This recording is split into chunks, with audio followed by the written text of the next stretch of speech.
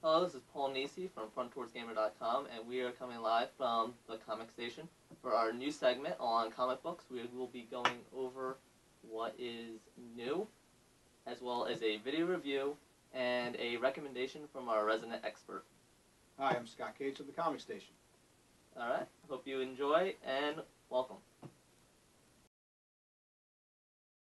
Alright, we're here with the new releases for January 2nd, and we will be going over some of the new releases as well as bringing out some points for you. The first one we have here is the new Avengers #1 from Marvel Now. You read it, so why don't you speak a little bit about it? Well, if you're a fan of Jonathan Hickman and Steve Epting, they did the Fantastic Four run from issue number 600 through 613, which was, in fact, fantastic. They seem to have picked up right where they left off with that. This is a great book. It brings the Black Panther back to us, who has been missing now since the end of his run on the Daredevil series. Epting's artwork I really like myself, and Hickman has been nothing short of brilliant lately.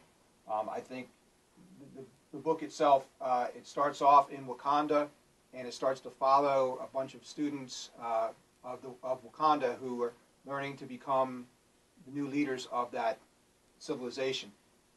It goes someplace into outer space. It looks really good, and I think it has a really bright future ahead of it. I'm going to leave it in Hickman's hands. He has not disappointed me yet, so we'll see where it goes from here.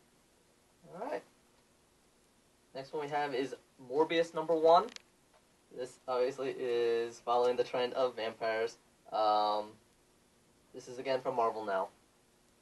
Spider-Man's one of Spider-Man's arch nemesis throughout the years, and he started to get a slightly more prominent role at the end of The Amazing Spider-Man, which is, now they're going to try him. I don't know if he's a strong enough character to hold his own for a long period of time, but we'll see.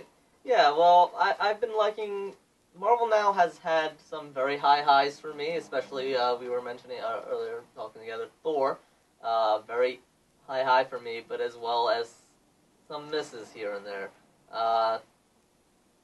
Namely Iron Man so far. Really has just... They might get into something more interesting, I just haven't seen it. But as far as Marvel Now is going, I will give it a benefit of the doubt, and I'll be picking it up and reading it. It doesn't hurt that it has a vampire. Doesn't sparkle, though. That's key. Alright. And the next one we have, another one from Marvel, is Punisher Nightmare. #1 of 5. This is a short limited edition. I tend to like these limited runs more just because you can get 4 or 5 issues and get a story. It does help, obviously, if you have some background and you know the history behind it. But it's also nice just to be able to, especially with how many some of these series are going in hundreds and so forth. It's nice to be able to just pick up 4 or 5 and get a compact story. So yeah, I like the Punisher. This is the second miniseries that's out currently. He reads well in a short story. When Garth Ennis did his run in Punisher Max, which was 80 issues, that was about as long as I think anybody could really ever take the Punisher. And now what I see, and this sells very well, so I think a lot of people agree with us as far as, a 5-issue series is a perfect run for the Punisher. Yeah. And who knows, if you pick it up and you enjoy it, maybe you'll want to go and read the 80 issues. So, alright, so check that out. All right. Next one, this is not new, this is actually Hellboy in Hell #2.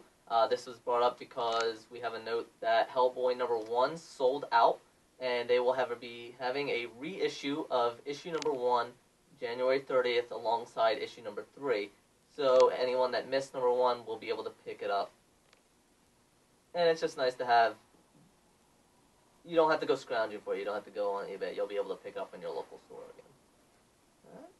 Alright. And finally, Mara. This is actually Image Comics, but coming out next week, Brian Wood, who did Mara here, will be coming out for Dark Horse. Will be coming out with Star Wars issue #1. I'm looking forward to it. I mean, you got so much history. It is the space opera, basically.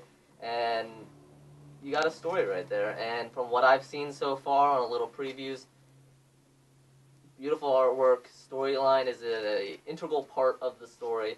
Especially anyone that younger fans will like it because the movies are something easy to drop into. You don't need to have read the hundreds of books of the history and know these random characters, but at the same time, you'll learn more about them.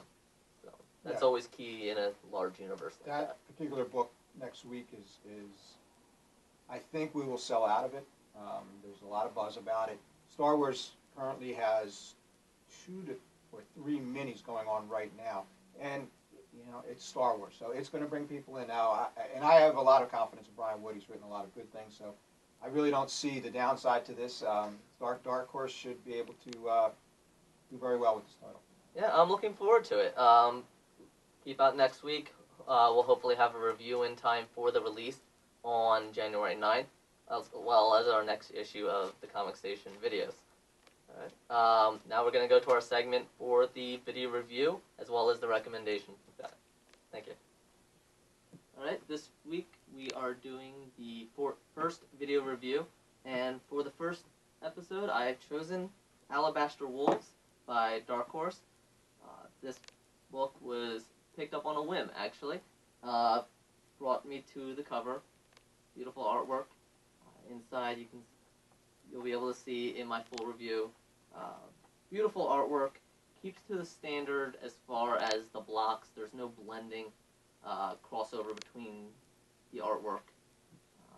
But it is a beautiful piece of art, and the story has some religious undertones. There seems to be a story on top, as well as a sub-story underneath, and unfortunately it does knock a little bit is the convoluted nature of the second story takes away from the understanding and the clearness of the first story. So there are points where you're sort of sitting there going, what exactly happened? And honestly, but what brought me forward and kept me reading of it was the beautiful artwork and the relatable nature of the characters. As supernatural as they were all believable. So I was reading it and I really enjoyed it. If you want to read the full review, I'll be posting it on frontporchgamer.com soon, hopefully before the next video review. And we're going to go over our recommendation segment. Well, for me, Paul, this is one of many crossovers, but this is Batman, Death of the Family. Right now, for my money, DC's best title is Batman, by far. It helps the other titles, the other Batman-related titles, the Catwoman's, Batgirl's, Batman and Robin's, Red Hood, Teen Titans, Nightwing. They're all involved with this. But this Batman itself is by far the best written one. Scott Snyder's done a fantastic job. I mean, who doesn't love a Joker story? And he's finally as psychotic as we've ever seen him. There's just lots of great twists in this and all the titles. And this I would highly recommend. For me, this is probably the best DC title since the New 52 has come out. And that's with the other title also being a Batman storyline, but this is by far the best one yet. So my recommendation, get out, read it, try to get all of the parts of it. And if you can't get all the parts of it, when the trade comes out, grab a hold of it. I've heard some wonderful things about the death of the family, in the family, Batman. And coming from you saying the 52s, I know the New 52 will be playing a part later, as I'm reading a number of them and I'm really enjoying them. So that's high praise right there. Yeah, I think you would, if you like Batman and you like the Joker, obviously two staples going back, 80 plus years at this point. This is the best story, the line that they have done in quite a long time. So, do yourself a favor. If you're staying mainstream, this would be the title I would tell you, you need to read. And this was our first episode, again, January 2nd, for the Comic Station. And thank you very much. See you soon.